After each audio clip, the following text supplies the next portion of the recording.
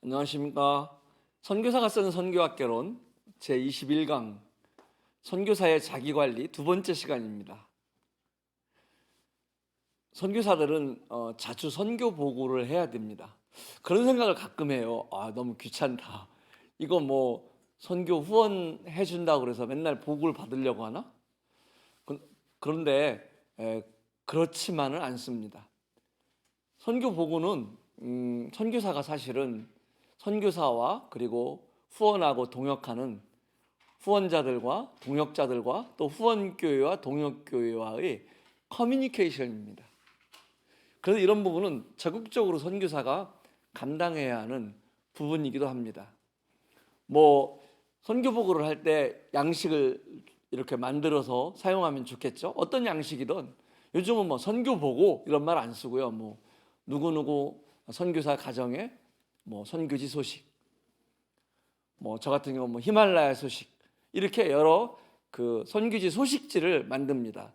이 선교지 소식지는 바로 기도 제목들, 또 하나 선교지의 중요한 새로운 뉴스, 그리고 선교사 가정 이야기, 보통 한 세 가지 정도로 이런 그 동역자들과 그리고 기도하는 분들, 이런 후원교회, 이런 또 소속되어 있는 선교 단체에 보내는 것들을 선교 보고라고 하는데, 가급적이면은 매월 하면 좋고요.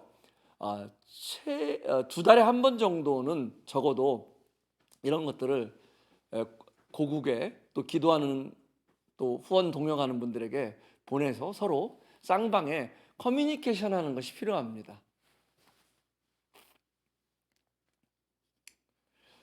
이런 그 뭐 이렇게 소식지들을 어떤 포맷을 만들어 놓아서 사진을 바꾸고 내용들을 바꾸면은 사실 뭐 한 20분 정도, 맥시멈 30분 이내에 작성할 수 있는 그런 부분들입니다. 그리 어렵지 않습니다. 또한 이 그 기도 제목을 내고 그다음에 이런 선교 보고를 할 때는요, 중요한 것이 있습니다.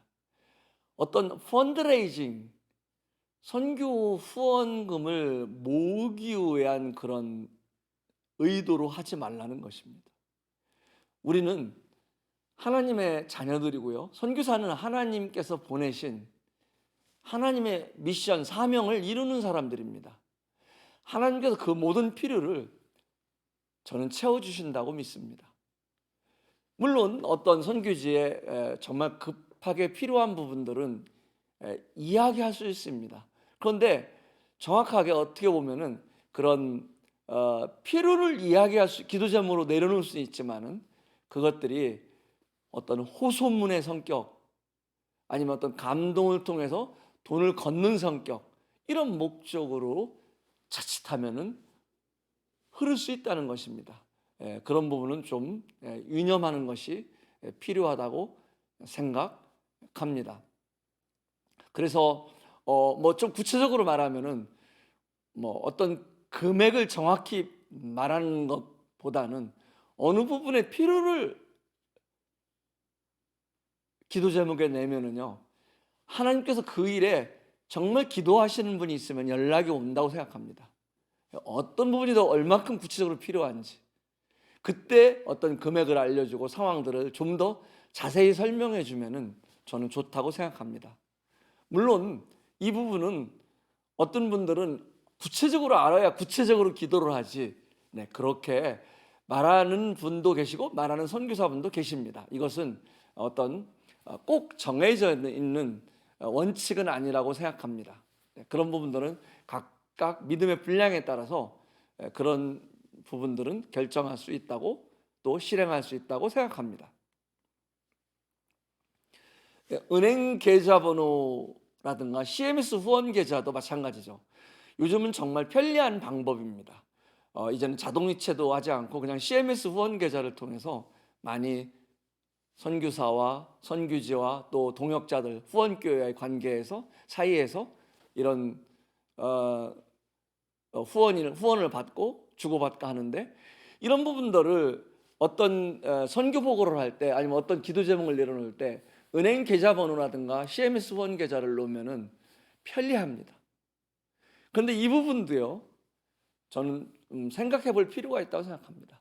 정말 하나님을 의지하는 사람들이라면은 이 필요를 이야기하되 이것까지 은행 계좌번호나 CMS를 적지 않더라도 정말 하나님께 기도 가운데 마음에 부담이 있는 사람들은 저는 연락이 온다고 생각합니다. 이런 부분들에게 더 은행 계좌번호와 CMS를 후원 계좌를 알려줄 수도 있다고 생각합니다. 그런데 마찬가지로요, 이 부분도 그거 뭐 번거롭게 그렇게 하지? 처음부터 은행 계좌번호 알려주지? CMS 적어놓지? 네, 이것도 어떤 믿음의 분량에 따라서 선택할 수 있는 방법이라고 생각합니다. 우리는 편리하고 다만 편리하고 효과적인 부분만 생각하지 말고요, 때로는 선교사가 내가 하나님을 정말 의지하는가, 아니면 사람을 더 의지하는가, 이런 부분들을 늘 우리는 잊지 않아야 할 부분들입니다. 이것이 더 중요한 부분이라고 생각합니다. 또 선교사의 귀국 후 지역교회를 방문하면서 많은 선교 보고를 합니다. 이 선교 보고를 할 때 그때도 선교사들이 고생한 이야기만 하지 말고요, 죽을 뻔한 이야기만 하지 말고, 아팠던 이야기만 하지 말고, 그런 환경에서도 하나님께서 선교지에서 어떻게 역사하셨는지 그것들을 보고하는 시간이 되었으면 좋겠어요. 사도행전 15장 4절에서 하나님께서 어떻게 역사하셨는지 보고했잖아요. 이것이 선교 보고의 첫 번째 내용이어야 합니다. 그리고 기도 제목을 나누는 시간이 되었으면 좋겠습니다. 저는 이런 그 선교사들이 한국에 들어와서 이렇게 여러 교회들을 방문하면서 이런 선교 보고를 하는 것을 보았는데, 또 정말 이런 무엇이 더 성경적인 선교 보고일까, 그런 것들을 고민해 보면서 정말 사람의 재밌는 이야기, 위험했던 이야기, 위험천만했던 이야기, 죽을 뻔한 이야기, 눈물로 밤을 지새운 이야기, 배고파서 괴로웠던 이야기보다도 그럼에도 불구하고 그곳에서 하나님이 어떻게 그 신실하시게 그 약속을 지키시고 어떻게 놀랍게 하나님 역사하셨는지, 그런 환경을 벗어나게 하셨는지, 그런 상황 속에서 구원하셨는지, 그런 환경에서 피할 길을 허락하셨는지, 이런 것들을 간증을 통해서 하나님의 이름을 높이고요. 여러분, 간증을 듣는 분들도 한국에도 동일하게 그런 하나님이 함께 계시다는 것을 나타냈으면 좋겠어요. 그리고 선교 보고를 하는 방문 스케줄을 선교사가 잡기가 굉장히 어려워요. 전화해서 제가 이번에 교회에 방문할 수 있을까요? 어렵잖아요. 가급적이면은 파송교회에서 선교사들이 방문할 때 방문 스케줄을 잡으면 좋겠다 생각이 듭니다. 재정관리 부분에서 정말 우리는 그 선한 양심이 가장 우선되어야 합니다. 또한 하나님께서 공급하신다는 그 페이스 미션, 믿음으로 하는 그 믿음과 하나님이 주신 모든 것들을 선한 양심으로 관리하고 지급하고 사용하는 그런 선한 청지기의 자세가 필요합니다. 아무도 검사하는 사람이 없는데요, 아무도 확인하는 사람이 없는데요, 그럼에도 불구하고 하나님 앞에서 하는 것입니다. 재정 기록을 매월 작성하고요, 또 영수증 같은 경우도 생활비가 아니라 사역비에 대해서는, 사역에 관련돼서는 보관해 놓으면 좋겠죠. 그리고 그 생활비의 한 10% 정도는 어떤 은퇴후 경비라든가 아니면 어떤 연금 성격이라든가 이런 걸 위해서 적립해 놓는 것도 필요한 부분이라고 생각합니다. 왜냐하면 한국은 선교 역사가 그리 길지 않습니다. 1800년대 후반, 1880년대부터 선교사가 들어왔지만은 또 지금 미국에 이어서 두 번째로 세계에 많은 선교사를 보낸 나라이지만은 이제 막 첫 1세대 선교사들이 들어오는 시대이기 때문에 아직 선교사들의 은퇴 이후에 이런 시스템들이 준비되어 있지 못합니다. 그래서 이런 부분들도 어쩌면은 생활비로 어렵더라도 그 작은 생활비를 또 쪼개서 이렇게 미래를 위해서 적립해 놓는 것도 한 지혜이겠다는 생각을 해봅니다. 그리고 선교비를 받는 선교비를 모으는 통장은 파송교회에서 관리해 주면은 더 좋겠다는 생각을 합니다. 왜냐하면 파송교회도 선교의 동역자입니다. 함께 선교사와 동역하는 그런 분들입니다. 그래서 서로 이런 부분들을 알고 또 기도하고 함께하는 이런 것들을 위해서 통장도 파송교회에서 관리해 주면 좋겠다는 생각이 듭니다. 선교지의 자산 관리는 어떻게 생각하십니까? 선교지에도 자산이 있을까요? 네, 있죠. 선교지의 프로젝트를 위해서 한 고아원, 학교, 농장, 유치원, 병원 이런 것들이 선교지 자산입니다. 때로는 예배당도 이제 선교지 자산에 들어가겠죠. 이런 부분들이 자산 관리가 분명히 되어 있지 않으면 선교사들이 은퇴한 이후에 그것이 개인 소유로 다 팔아먹을 수 있다는 것입니다. 그래서 다음 세대 또 그 다음 세대 계속해서 그 선교지 자산들을 유지하기 위해서는 처음부터 선교지 자산 관리 등기부터 법인화, 등기화 이런 정부의 그 선교지의 규정에 따라서 자산을 정확히 등록하는 것이 필요합니다. 또 자산 관리할 수 있는 매체들을 분명히 세워놓고 그들에게 위임하는 것도 필요합니다. 또 자산 관리하는 규정들도 만들어 놓고 그 규정 내에서 자산 관리를 해나갈 수 있도록 하는 지혜도 필요합니다. 선교사가 떠난 이후에 그 자산들이 개인의 사유화가 되지 않도록, 때로는 선교사의 자산이 될 수도 없죠. 또 현지인들의 자산이 되어서도 안 되겠죠. 개인의 자산이 되어서도 안 되겠죠. 그것은 현지 교회를 위한 공유 자산, 또 선교지의 자산이어야 할 것입니다. 선교사의 건강 관리는 우리가 소홀하기 쉬운 부분이라고 그랬죠. 어쩌면 가장 취약한 부분일지 모르겠습니다. 정말 이 소홀히 여기는 만큼 결과도 냉혹합니다. 선교사들이 한국으로 돌아오는 곧 중도 귀국하는 이유가 다른 이유가 없습니다. 건강관리의 실패입니다. 대부분 선교사들의 아내의 지병으로 인해서 생각지도 않은 때 선교사들이 철수를 합니다. 우리는 많은 데이터를 이제는 갖고 있습니다.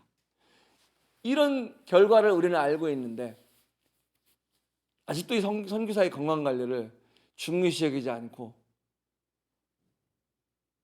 우리가 일만 한다면 정말 이러한 전철을 똑같이 밟게 될 수 있습니다. 이런 질병관리, 건강관리는 사실은 그 원인되는 주범이 있는데요, 바로 스트레스입니다. 이 토마스 홈스라는 학자는요, 스트레스 지수 연구를 했어요. 보통 사람들이 일반적으로 받는 스트레스 지수가 40 정도라고 합니다. 그런데 사람이 생애에 가장 스트레스가 심할 때가 언제일까요? 남녀가 아내와 남편이 살다가 둘 중에 한 명 반려자가 먼저 떠날 때라고 합니다. 그때가 스트레스 지수가 100에 올라간다고 합니다. 그런데요, 선교사가 초기에 3 내지 5년 동안 선교 초기에 선교지에서 겪는 스트레스 지수가 무려 400, 그 4배에 이른다고 합니다. 그런 타문화 사역은요, 그래서 어려운 것입니다. 우리는 뭐 국내 사역자들도 비교를 많이 합니다. 국내 사역자들도 안식년도 못하고 쉬지도 못하는데 왜 선교사들만 이렇게 대우받아야지? 네, 국내 사역자들도 정말 고생하십니다. 그런데 현지 선교 사역자들은 별개의 또 다른 별개의 영역입니다. 그들에게 있는 가장 큰 아킬레스건은, 가장 큰 그 건강을 해치는 부분은 스트레스인데 바로 타문화에서의 스트레스라는 겁니다. 이런 스트레스 지수가 400까지 올라가는 상황에서 정기적인 휴식이라든가 건강관리라든가 안식년이라든가 이런 것들을 해주지 않으면 선교사는 장기적으로 선교지에서 당연히 거주할 수가 없겠죠. 휴가는 파송교회나 후원위에서 만들어줄 수 없습니다. 선교사가 스스로 관리해야 하는 부분이에요. 내 몸에 이상이 올 때, 우리 가정에 이상이 올 때, 우리의 어떤 라이프 사이클에 어떤 너무 힘든 그런 상태로 더 이상 버티다가는 번아웃, 내가 완전히 고사되겠다, 이런 상황이 오기 전에 사실은 우리는 알아차려야 되는 것입니다. 그리고 휴가 계획도 짜보고요, 정기적으로 고국에 방문하는 계획도 짜야 되는 것입니다. 초기에는 우리가 배웠던 것처럼 초기에는 곧 200년 전에는 유럽에서 인도나 이런 여러 선교지로 방문을 하려면 배를 타고요 4-5개월이 걸렸던 거예요. 그래서 그때는 한번 선교사들이 선교지로 나가면은 다시는 돌아가지 못할, 휴가는 꿈도 꾸지 못했던 거예요. 그리고 선교지에서 죽을 걸 생각하고 떠났던 것입니다. 근데 오늘날은 어떻습니까? 우리는 아무리 멀은 선교지도 1박 2일이면 다 비행기로 갈 수 있는 나라입니다. 왜 한국일까요? 한국은요, 선교사들이 스트레스 받을 때 한국은 보약입니다. 아플 때 선교사들이 병원을 가지 못합니다. 너무 비위생적이기 때문에 대부분 선교지의 병원들이. 그때 김치찌개를 한번 먹으면 몸이 싹 나아요. 그 문화 충격에서 익숙한 그 자기 문화에 접하면은 몸들이 빠른 속도로 정상으로 회복됩니다. 이것이 선교사가 고국을 정기적으로 방문해야 하는 이유입니다. 우린 잘못 생각하면은 항공권도 비싸고 비용도 많이 드는데 왜 저 선교사님은 저렇게 1년에 한 번씩, 2년에 한 번씩 자주 오지? 옛날에는 한 번 나가면 안 나왔다는데. 이렇게 생각하시는 분이 이제는 적어도 이 강의를 듣는 분들은 한 분도 없기를 바랍니다. 한국 선교사가 한국 고국에 방문하는 것은 쉽게 얘기해서 회복하러 오는 것입니다. 모든 약보다도, 모든 어떤 영양제보다도 가장 효과 있는 약, 한국에 와서 부모 형제들을 만나고 또 성도들을 만나고, 그리고 그 익숙한 환경 속에서 긴장을 풀어버리고 사는 그 한두 달의 그 시간이 선교사들에게는 약입니다. 또 우리 선교사들은 이런 것들을 정말 스스로 계획하고요, 너무 미안하게 생각하지 말고 장기적인 선교를 위해서는 필수적으로 내가 관리해야 되는 거구나, 이런 마인드를 갖기를 권하고 싶습니다. 휴가와 리프레시는 이런 쉬는 것뿐만 아니라 또 건강검진, 그리고 부모님들과의 관계에서도, 여러분들 선교사를 보내고 부모님들이 얼마나 식사를 하실 때마다 눈물을 흘리시는 거예요. 거기서 밥은 제대로 먹는지, 이런 쌀밥은 먹는지, 어떻게 사는지. 그런 부모님들에게 1년, 2년에 한 번씩 와서 얼굴을 보이는 것은 저는 오늘날의 현대 선교에 있어서 그 200년 전에 초창기 선교와 같지 않고, 오늘날의 그 당시의 선교와 같지 않고, 오늘날의 선교에 있어서는 이것도 또 하나의 어떤 우리가 선택할 수 있는 부분이라고 생각합니다. 그리고 교회에 와서 선교 보고를 통해서 어떤 일들을 또 간증을 통해서 여러분들이 기도해 주시고 후원해 주셔서 감사합니다. 하나님께서 이렇게 이런 환경에서 역사하고 계십니다. 이런 것들을 보고하고요. 그래서 성도들이 더 마음을 다해서 함께 동역할 수 있게 해주고, 이런 큰 역할들이 바로 이 휴가 리프레시에 가능하다고 생각합니다. 선교사 자녀들에게도 최고의 선물이겠죠. 또 한국인으로서의 정체성을 줄 수 있는 중요한 것이 바로 이 휴가입니다. 안식년, 제가 처음에 안식년을 하려고 했을 때 주변에 그런 이야기들을 했어요. 그 당시 안식년을 하는 문화가 아니었어요. 야, 사탄이 쉬지 않는데 어떻게 선교사가 쉴 수 있어? 이런 이야기를 들었습니다. 이거는 너무나 좀 극단적인 이야기라고 생각합니다.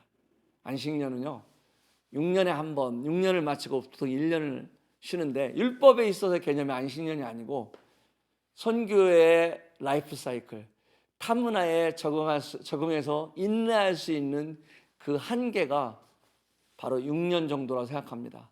요즘은 4년을 마치고 또 안식년을 하는 선교 단체나 또 교회들도 많이 있습니다. 안식년은 그냥 쉬는 기간이 아닙니다. 이 기간에 자신이 부족한 부분들을 보충하는 부분이고, 또 자기 사역을 평가하는 기회이고요. 다음 텀에는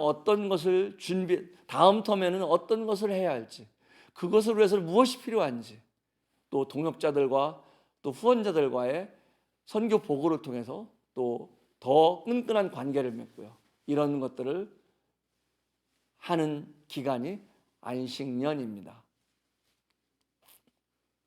선교사의 위기관리는 정말 빼놓을 수 없는 또 관리의 한 부분입니다. 지금은 이렇게 19세기 초처럼 선교 중에 선교에서 항해를 위해서 순교하거나 아니면은 체포되거나 이런 경우는 거의 없죠. 다만 질병 때문에 순교하는 경우는 보다는 이제는 교통사고 때문에, 때로는 내전이라든가 그리고 자연재해, 지진 같은 것, 이런 것도 인해서 많은 또 어려움을 겪을 수 있습니다. 다만 질병도 댕기열 같은 경우는 아직도 선교지에서 많이 발생하고 있습니다. 그래서 19세기 초기처럼 그런 말레리아나 이질 이런 것들은 거의 사라졌지만은 지금도 이제 존재하는 댕기열, 그다음에 내전, 그리고 자연재해, 지진 이런 것들을 위해서 어떻게 대책해야 할지, 어떻게 이런 위험들을 최소화해야 할지, 이런 것들이 닥쳤을 때 어떻게 해야 할지를 어떤 매뉴얼을 갖고 있는 것, 또 그런 것들을 가끔씩은 훈련해 놓는 것들이 필요합니다. 선교사 자녀들, 가족들끼리 약속을 해서요, 지진이 나면은 우리 대피소는 어느 장소다, 이런 부분들. 저는 네팔에 그 오토바이 타는 헬멧을 식구 가족별로 헬멧을 사놓았던 적이 있습니다.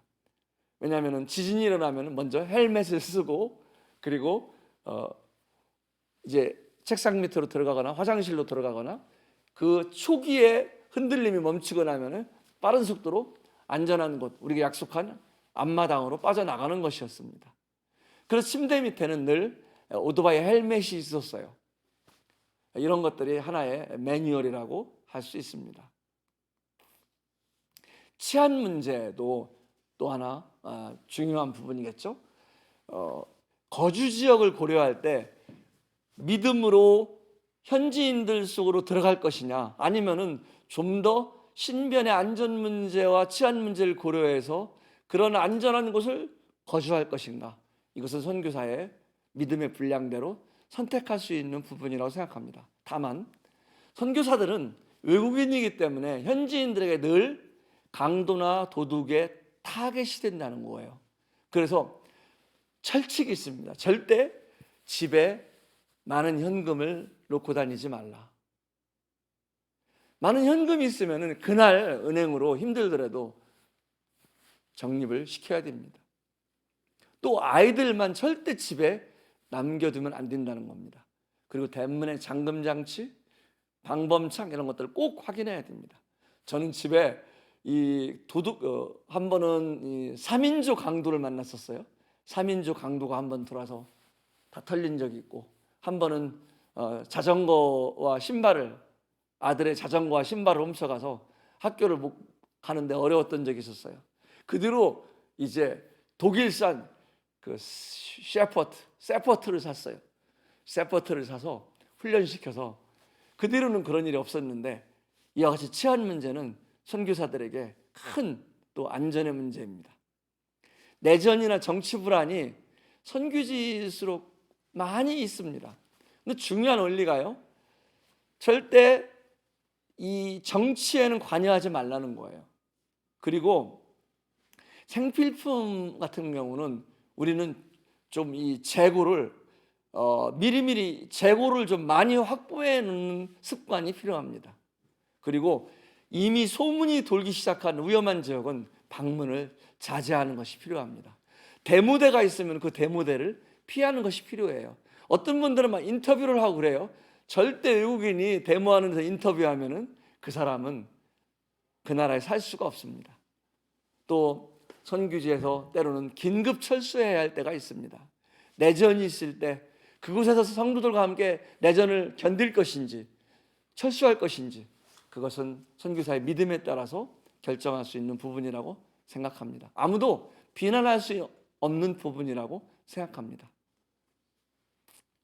질병 및 교통 안전에 대해서도 이런 부분, 특히 백신, 구충, 정기적으로 한국에 나올 때 건강검진하는 거, 이런 것들, 그 다음에 우리 집에서 병원의 응급실과 구급차 연락처가 병원 응급실이 어디에 있는지, 그리고 그 응급실에 구급차 연락번호를 꼭 잘 아는 장소에 적어놔서 식구들이, 선교사 가족들이 다 공유해야 됩니다. 언제든지 긴급하게 사고가 났을 때 우리는 부를 수 있는 것을 또 생각해야 되겠죠. 지진이나 태풍 같은 자연재해도 정말 거의 무방비와 같습니다. 선교지는 이런 부분들, 탈출 계획, 아까 제가 헬멧을 보관했다고 했잖아요. 고우백이라고 합니다. 고우백.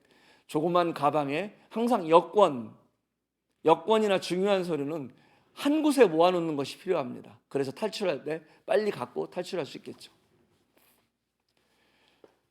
이것은 보이지 않는 부분이에요. 뭐냐면은 선교사의 관리 중에 마지막 한 부분인데, 가정 불화나 자녀 문제, 건강 문제, 이런 경제적인 문제, 이런 문제는 다른 사람이 이야기할 수도 없고요. 내부에 선교사 아내와 남편이 문제가 생겼을 경우에 정말 어려운 부분들입니다. 그래서 선교사, 선교지의 멤버 케어가 필요합니다. 파송교회나 선교단체에서는 선교사가 가정이 지금 건강한 상황으로 있는지 가끔씩 전화도 해보고, 그래 통화를 통해서 건강한 정서와 건강한 영적인 상황으로 사역을 하고 있는지, 살고 있는지, 이런 부분도 확인해보고 도와줄 필요가 있습니다. 선교사와 파송교회의 관계는 정말 중요한 관계입니다. 선교사와 파송교회의 관계가 잘못되면은 동역이 중단됩니다. 동역이 중단되면은 힘 있는 선교, 균형 있는 선교를 하기가 어렵습니다. 선교사 주관의 선교가 흐를 수 있고요, 감정적인 선교가 될 수 있습니다. 또한 선교 후원이와의 관계도 중요합니다. 파송교회가 다 감당할 수가 없습니다. 왜 선교 후원이가 필요합니까? 선교 후원이는 더 전문성을 갖고 있습니다. 더 많은 경험들이 있고요. 그래서 파송교회는 선교 후원이에게 위임을 하고, 함께 파송교회와 함께 선교 후원이가 선교지에 동역을 하는 것입니다. 그러나 선교의 중요한 전적인 주체는 선교 후원이가 아니라 파송교회인 것입니다. 오늘 첫 번째 시간, 두 번째 시간을 통해서 선교사의 자기관리 영역에 대해서 알아보았습니다. 어떤 사역적인 것이 아니라 내가 스스로 해야 하는 일들, 이런 부분들, 하나님의 은혜 안에 우리는 살고 있지만은 내가 스스로 하지 않으면 안 되는 부분들, 이런 부분들을 집중적으로 살펴보았습니다. 감사합니다.